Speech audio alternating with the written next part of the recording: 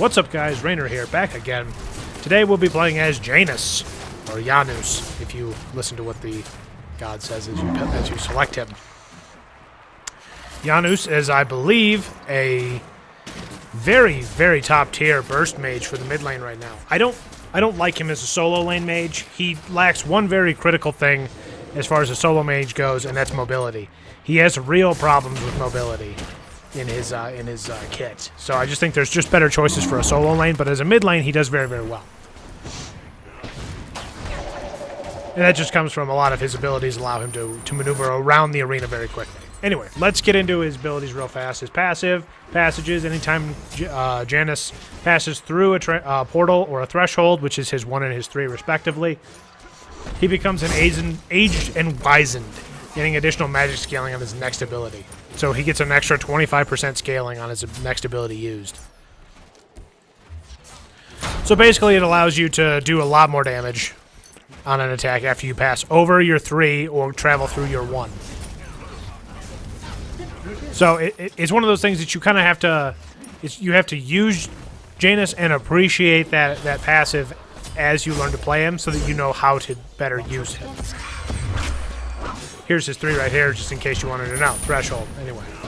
Moving on. His 1. Portal. You've seen me use it a couple of times already. He opens a portal either on both the ground or a wall, allowing him to pass, transition through either the wall or drop an enemy through a floor, and landing the enemy onto the ground, doing damage. The one thing to know about his portal is once he opens it, it stays opened until it closes. Once it and so like once you open it, anybody can fall through it. You don't have to. It doesn't have to be precisely placed. It just has to be on the ground and open. When your enemy steps on it, they'll fall through and they will take damage. The damage is excellent, capping out at about 280 plus 60% of your magical power. So he really has the ability to really just set up a good combo with the 1-2, and I'm sure if you played against Janus, you know what the 1-2 combo is. After you drop him through your portal, you want to use your 2 Unstable Vortex, which you've seen me use a couple of times as well. It's his best wave clear ability. Here it is right here. Nope, I psyched you out. You'll see it again. It's the ones with the squiggles. You'll get used to it. The best way here you go. The best way to clear waves with your Unstable Vortex is to focus on one side of the wave and focus that one line down the enemy minion line. You'll get a much more reliable clear than trying to hit them with both. Enemy gods, on the other hand, literally just throw it at them because it will be a very difficult thing to avoid when it's coming at them. It's very difficult to predict where it's going to do its arches and land in that exact spot so that you don't get hit. So it's just, when you're throwing it against an enemy god, just throw it at him. You'll get good results. The damage on that, also exceptional. Capping out at about 330 plus 70%. It also bears noting that each vortex, or each wave, does that amount of damage. So if you catch them with both hits, I mean, you can almost one-shot some of the assassins. His 3 threshold, you see me drop it once on the ground. Enemies that walk through the threshold, they get a stack of slow on them. It's about a 40% slow for 3 seconds. And it caps out at about 7 seconds per maximum. The thing that it does to them is it's called phasing. It's basically like a buff that's applied to them. When the phasing is applied, they're slowed. And if you then hit them with a portal, you'll do additional damage to them. You get an additional scaling on the phased enemies. And the damage is excellent on that. And his final ability, Through Space and Time, you've seen me use it once. You'll see me use it a couple of more times. I call it the Hype Beam, because it's a global ultimate. You literally shoot it across the map, and it creates a portal through any surface that it hits. It just is a great global finisher. You're going to want to use it all the time because it's hype. It's really hype to hit that thing, but try to use it when you know you're going to get the kill. You saw me use it earlier on the backing god that whoever I shot it at, I forget who it was. And it did just enough to the point where they were able to escape. I'm going to do a couple later here where I get some kills with the hype beam. And those are excellent and fun. So, it's also a great mobility tool for getting from one side of the map to the other, and why I would put Janus in the mid lane, so you can actually utilize it with some... Here's a hype beam. There you go. Drop him through a portal, hit him with two, and we're off. Just a crazy burst that is Janus. Anyway, so... It's good for mobility, from getting from mid lane to either solo or duo, depending on where you're needed. It's completely up to you to use it as either an offensive or defensive ability. And the portals themselves, they'll last a little bit. I mean, I think they last until Janus passes through them, or for a certain amount of time. I can't remember what the amount of time is, and it doesn't say here on my little notes. So, the damage, 600 damage it caps out at. So, I mean, he's just he's a bursty burst mage. And that leads to some of his biggest downsides. Janus has a real problem with mobility in his kit. You can teleport through walls, and that's good. If you can learn to use that as an escape, that is excellent. If you get stuck at mid harpies, you can use your portal to just warp out of the wall and save your own life. And if you're playing as Janus in the mid lane, that's a good ability to, or a good habit to get into. Instead of trying to run away, run through walls. So you're gonna not want to use your portal for clears, just so that you have that as your escape option. It's your primary escape ability. And if you're dealing with a god that has to literally run across the ground to get you, like Mercury or someone like that, using thresholds is also a great way to assist you in getting away, since they have to literally walk across the threshold to get you, reducing their ability to get you. Or catch you. Get you. So, let's talk about a build. This is going to be just a pretty standard conquest build that I used for Janus. Start off with Vampiric Shroud and then start Bancroft's Talon. Just because, since you don't have any escapes, really, or anything like that, you're going to want to rely on lifesteal to really keep your health up during a fight. And it'll do, with your burstiness, it'll do a lot of healing. Here, I just get erased. Follow it up with boots, shoes of the Magi. You're going to want that penetration because you're a burst mage. People are going to build protections when you start getting fed. Next up, Chronos Pendant, just because it'll let you spam out your 1-2 combo even faster. And your cooldowns already aren't that bad. Nowhere near as bad as like Nemesis's are. I think his longest cooldown is 15 seconds. With the exception of his ultimate, which is 90. But you get some cooldown on him, and he's actually very, very fast with his casting.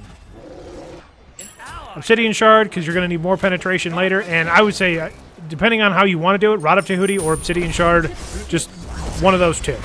Because they're going to build protections to counter your damage. Here, I'll just turn and burn on this Loki. I love this move. It's great. Anyway, so the Rod of Tahuti or the Obsidian Shard, depending on the need for which you have. You can even do Obsidian Shard or Rod of Tahuti earlier and swap out the Chronos Pendant if you really want the burst damage. Because Janus does just a metric ton. So when playing with Janus, the one thing that you've really got to get good at, you've really got to work on perfecting with Janus, is your portal placement. Placement on that one is essential. You've kind of got to get into your... I like to think of it kind of like a fighting game. You've got to get into your opponent's head a little bit and kind of know how they're going to react when you press them. And be able to put that portal down reliably. Because that 1-2 combo is pretty unavoidable. Once you get good at it and know how to play them, just that 1-2 combo is one. I mean, it's practically lethal. You can do almost 600 damage with it. And the play with it, just the 1-2 is free. Nobody can counter it fast enough to be able to stop you. Coming up here in about just a couple of seconds here, you're going to see me play a real slick Loki. Boom, blap, boom, and he's dead. Just like that. Just like that, I bursted Loki down. They had to drop 2 ults on me to kill me. There, I got a little ahead of myself because I was feeling cranky. Anyway, just because I just really don't want those nerds over there to get away. Let's drop him through a portal here. Hit him with my my one. And drop that hype beam. There it is. A nice double kill.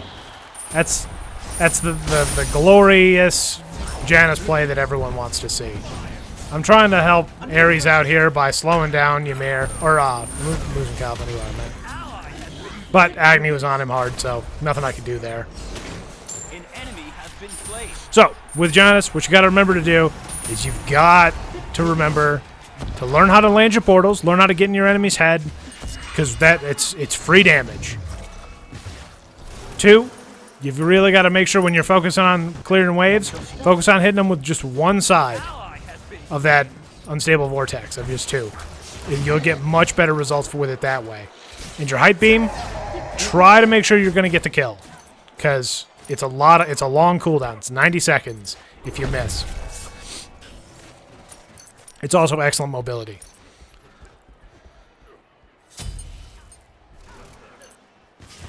Anyway, guys, I think that's gonna about do it for Janus. So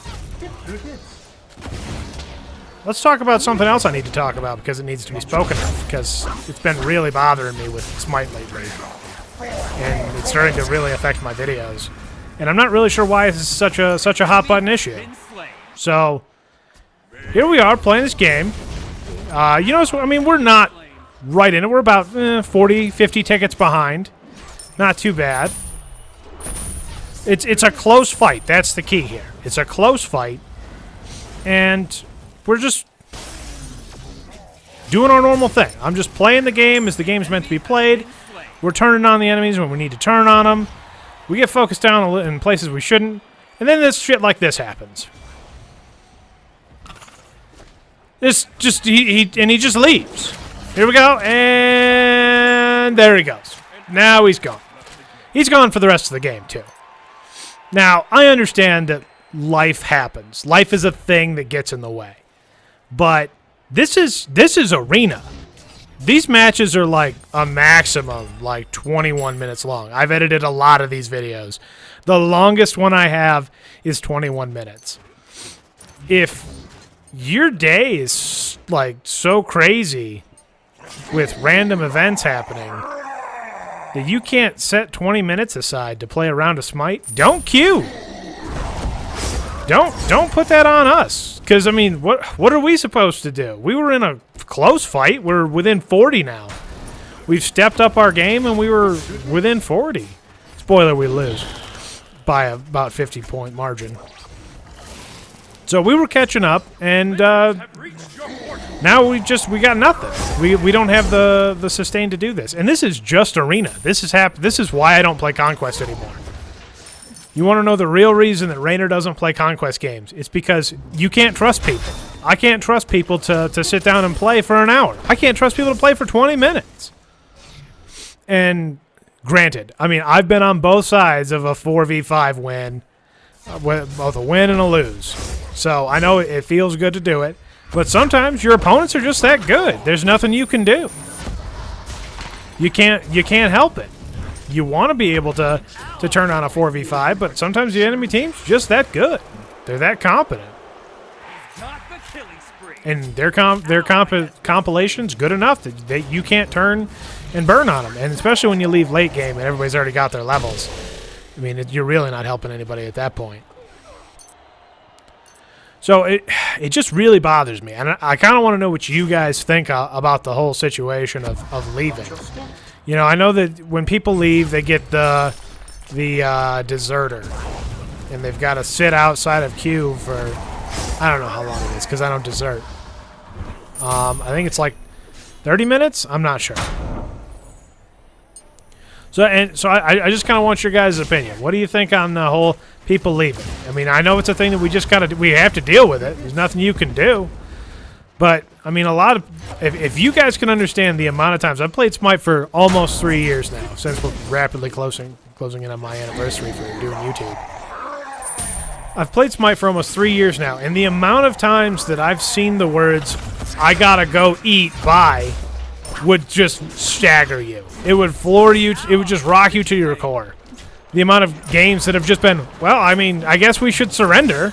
I mean, we could try to fight, but it's a close game. We don't have that. We don't. They're just going to get better and better as we get weaker.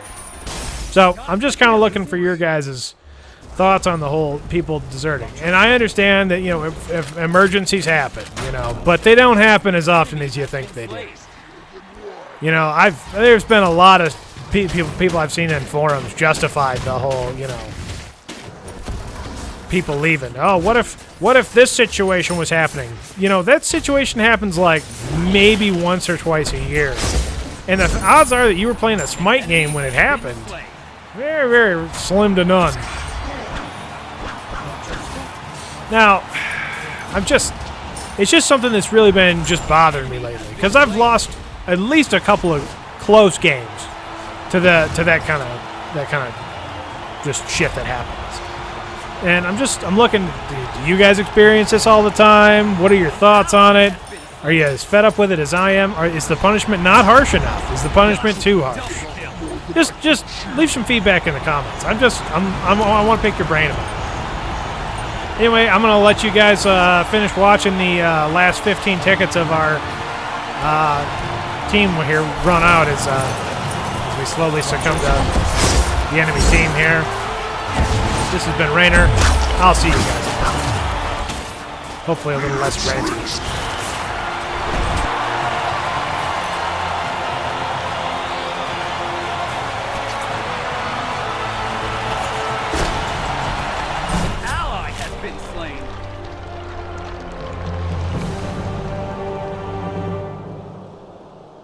Good game.